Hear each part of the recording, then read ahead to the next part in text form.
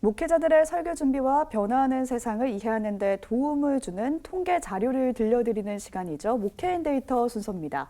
오늘은 거스를 수 없는 1인 가구의 현황과 또 과제를 알아봅니다. 목회 데이터 연구소 김진양 부대표 자리했습니다. 어서 오세요. 네, 안녕하세요. 네, 먼저 최근에 1인 가구가 크게 늘고 있다는 걸 알 수 있는데 1인 가구가 느는 이유부터 살펴볼까요? 네, 우선 1인 가구의 실태를 좀 보면요. 네. 2019년도에 우리나라 총 가구 수가 2,011만 가구 정도 됩니다. 그중에서 1인 가구의 숫자가 599만 가구 정도가 돼요. 전체 가구 수의 한 30% 정도를 차지하고 있죠. 근데 이제 599만 가구는 우리나라에서 부부하고 자녀가 있는 가구의 숫자가 596만 가구가 됩니다. 그러니까 부부하고 자녀가 있는 가구의 숫자보다 1인 가구의 숫자가 올해 들어서 이제 역전이 됐죠. 그래서 여러 가구 형태 중에서 1인 가구의 숫자가 제일 많은 것으로 그렇게 나타났고요.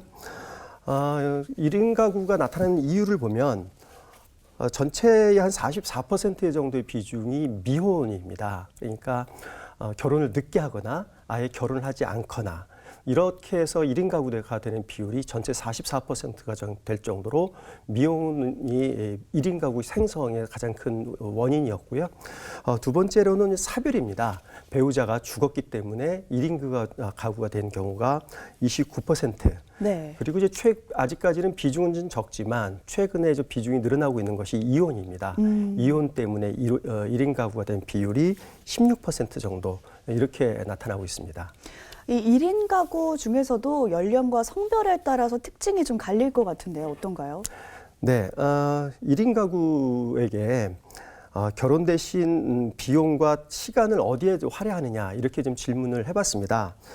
KB금융지주 경영연구소의 조사 결과인데요. 여기에서 보면 20대부터 40대 여성들은 결혼 대신에 여행을 하는 데에 시간과 비용을 더 많이 집중하고 있었습니다. 반면에 남성들은 여행 대신에 취미 생활을 하는 데 더 많이 집중을 하고 있었고요. 그다음에 40대 남성과 50대 남녀들은 생업에 더 충실한 것으로 이제 그렇게 나타나고 있습니다. 그래서 성과 연령에 따라서 1인 가구에 대응하는 활동이 상당히 다르게 나타나고 있습니다. 이런 1인 가구들의 생활 만족도도 궁금한데요. 어떻습니까?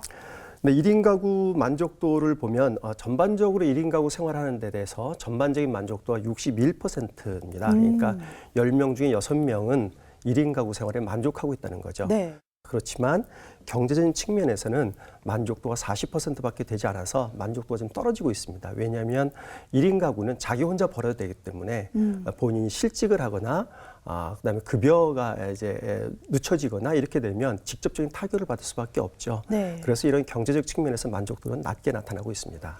그래도 만족도가 절반 이상이 넘는데 이런 1인 가구들이 혼자는 살고 있는데 다른 사람의 시선을 완전히 외면하기는 어렵지 않겠습니까? 네.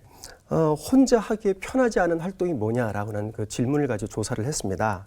여기에서 보면 혼자 해외여행 가기, 국내 여행 혼자 가기, 혼자 문화생활하기 이런 활동에 대해서 타인의 시선을 좀 많이 의식을 하고 있는 것으로 그렇게 나타나고 있습니다.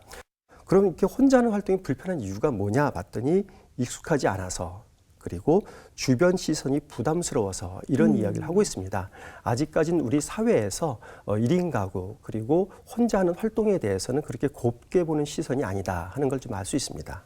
1인 가구 급증이 나타나는 이 시대를 살아가고 있는데 이 상황에서 목회 활동에 시사하는 점이 있다면 어떤 것들이 있을까요?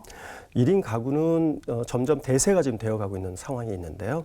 1인 가구를 먼저 1인 가구를 정상적인 가족 형태로 보는 그런 시각 교정이 좀 필요한 것 같습니다. 네. 사회적으로도 1인 가구에 대한 인식이 개선될 수 있도록 교회가 좀 더 앞장서서 사회적인 활동을 하고 사회적인 발언을 하는 것도 중요하지 않나 이렇게 생각합니다. 시선 교정이라는 말이 인상 깊는데요. 교회부터 우리 시선 교정이 필요하겠습니다. 네, 그렇겠습니다. 네, 말씀 감사합니다. 지금까지 세상과 교회의 흐름을 통계로 살펴봤습니다. 목회 데이터 연구소 김진양 부대표 함께했습니다. 새해 복 많이 받으십시오. 네, 감사합니다. 고맙습니다.